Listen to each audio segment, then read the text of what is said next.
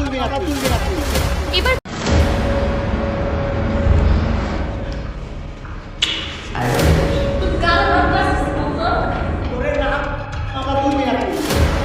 এবার প্রিন্স মামুন ও অনামিকা ঐশীর গোপন ভিডিও ও ছবি ভাইরাল করে দিলেন লায়লা। হ্যাঁ ভিউয়ার্স, জানিয়ে লায়লা ও প্রিন্স মামুনের মধ্যে তুমুল ঝামেলা বাঁধে এবং লাইভে এসে লায়লাকে অকথ্য ভাষায় গালিগালাজ এবং লায়লার পর্দা ফাঁস করেন প্রিন্স মামুন। এখানে শেষ নয়, শোনা যাচ্ছে অনামিকা ঐশীর সঙ্গে সম্পর্কে জড়িয়েছেন প্রিন্স মামুন।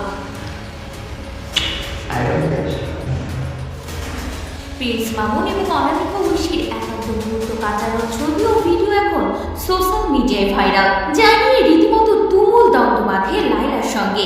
প্রিন্স মামুন দাবি করেন লায়লা নাকি তার অনুমতি না নিয়ে তার ফোন থেকে ছবি ভিডিও ট্রান্সফার করে নিয়েছে তার ফোনে। এমনকি এও শোনা যায় লায়লা নাকি প্রিন্স মামুনকে বলেছে যদি লায়লার সঙ্গে সম্পর্ক স্থাপন করেন তবে সে মামলা তুলবে। দুইটা বিয়ে করছে, প্রেম কত করছে তার কোনো হিসাব নেই, দেশ বিদেশ ঘুরে বেড়াইছে, কত কিছু করছে না করছে তার কোনো হিসাবই নেই। অকথ্য ভাষায় এমনটাই দাবি করে প্রিন্স মামুন।